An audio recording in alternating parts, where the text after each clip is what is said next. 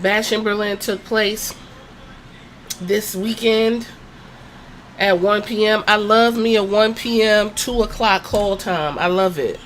I love it. I wish they were like that all the time, but we're in America, so it is what it is. Hey, hello, welcome to the show. This is my not really a review of Bash in Berlin. If you guys like them, I will continue to do them. That's where we're at with it. Let's go ahead and dive into what I experienced. I like to wait till everybody gets it all out. You know, everybody sucking off each other and stuff. But clearly we were watching two different shows. So I'm going to say what I experienced, okay? And then I want you to hit me in the comments and chime in. I love y'all content. Just to let y'all know, I'm reading your comments. And sometimes I comment back. But it's a lot. So you talking to each other is what I try to promote too. So I want y'all to connect with each other and be respectful and stuff like that. Let's get into this thing real quick. First up, Kevin Owens versus Cody Rhodes. I did say Roman would never open the show, but they opened the show because it's Berlin, and this show was built around Gunther, like the Australian show was built around Rhea Ripley. So they opened the show, they did their thing. Kevin Owens had plenty of opportunity to bust Cody Rhodes in his head and take his belt and do the things, but he refused to do it.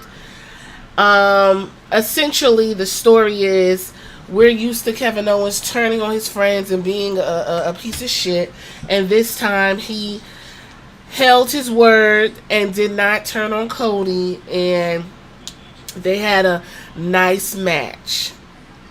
That's it. Hands shook and they held each other's hands. That's it. He had opportunity on opportunity to take that title and run with it, and he did not do it because he had to let Cody know that he is not who he thought he was. That's the whole match. And I guess then we go into Bianca Belair, Jade Cargill. Let me tell y'all something.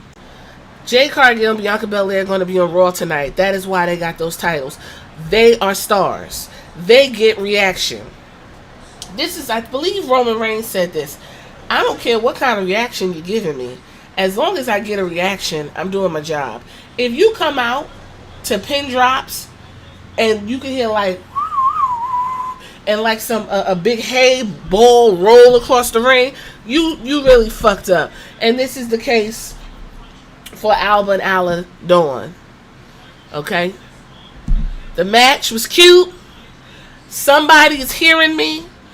Bianca took a beating, but Bianca is Bianca Belair. Y'all can feel how y'all want to feel. The woman is a dynamic, phenomenal talent. No one does it like Bianca. No one does it like Bianca. No one looks good doing it like Bianca. She took a beating, and Jay came in with the hot tag, powered through, pulverized, and won the match. That's it. Again, I don't know what the fuck y'all think Jade Cargill's supposed to be doing. In my opinion, she's a cleaner. She needs to come in, do her 3 moves, the Stinger Splash. She does great. Do some power bombs. Keep that scissor kick she do. What else you can add? Let her start throwing bitches out the ring like trash and call it a day. Pose. Give me muscle. Give me nails. And we're done. That's all I need. That's it. That is what she gave. It was a fun match. It was cute. It was what it was. Nothing spectacular. Because Alba Fyre and Ala Dawn don't got no... The whole thing didn't have no heat, no story, no nothing. That's Triple H's fault. The reason why this match went the way it went is because it's Triple H's fault. That's a conversation for a different podcast. Moving right along, CM Punk and Drew McIntyre. What can I say? I honestly never seen the lights in the ring like that. But this was the rules. A little bit convoluted, but you have to hit the ring post and turn on your light. When you turn on all 4 lights consecutively, you win. If you hit the ring post, turn your light on, and your opponent slaps you or engages you again, your light goes off. That is it. It was a strap match. At one point, the strap came off of CM Punk's hand, and, you know, he could have ran and hit all four corners. But they was trying to give you a story. What was the story? The bracelet. CM Punk went on to beat Drew McIntyre, took his bracelet back, hit all four corners. Let me tell you something about Drew McIntyre.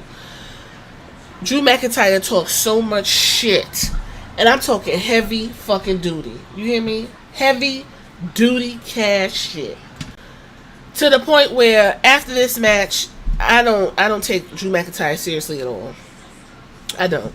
All he does is talk, whine, and bitch. He's too big to be getting folded up and fucked up by CM Punk. And that's just where I'm at. And this should be the end. There should be no follow-up. It was 50-50. You lost one. I won. I got my bracelet back. What else would there have to be for them to continuously fight each other? Oh, because Bad Blood's coming in. To be completely honest, Bad Blood should be some new matches with some old beefs. But I don't want to see this card, Bash in Berlin, repeated in Bad Blood. And I get the feeling that's what the fuck is going to happen. That's going to be extremely disappointing for me. So anyway, CM Punk won, and that was it. So we got the Terror Twins versus the Fuck Buddies. I guess it did just what it was going to do. The Judgment Day ran in, tried to fuck up the show, ended up getting fucked up. Rhea Ripley is allowed to put her hands on the men, but the men can't put their hands on them. Enough is enough with that. If you're going to compare Rhea Ripley to China, she gonna need to start taking some hits. And since y'all going to Netflix and everybody think it's going to be Attitude Era 2.0, and let me tell you right now, no the fuck it ain't. She needs to be getting rocked by the males because it's too much. She fucked up JD McDonough and she slamming and kicking motherfuckers. They can't hit her back. It's like, what's going on? The Terror Twins won. I didn't care for the way Liv pins people, but not Liv's. What's her name? Oh my goodness, Rhea Ripley. Now I'm doing a lot of stuttering because I am a little bit under the weather. I know you can hear it, but I'm coming up out of it. The fog is breaking up. Anyway, she pinned Liv as if she was fucking her in the ass. Now Rhea Ripley said she calls that the pretzel pin because she folding you up real good. I don't know who's going to. That's one pin you're not going to do me, and the other pin that I wouldn't take is the one from what is Lakita Lyons, where she jumped and hit you with her pussy bone. No, you're not going to pin me like that. You better pin me like a regular fucking human. The hell. So we move on to the last match, which is Gunther versus Randy Orton. First of all, Randy looked like he was having the time of his life. I enjoyed it. It permeated through the screen.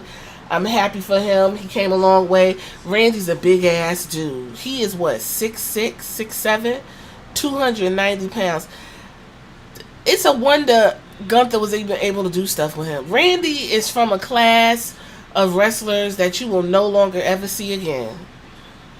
Wrestlers are not built like Randy Orton, and when they are, it's a dime a dozen. Okay, it was slow. It was methodical. It was cute. He put Gunther through the table.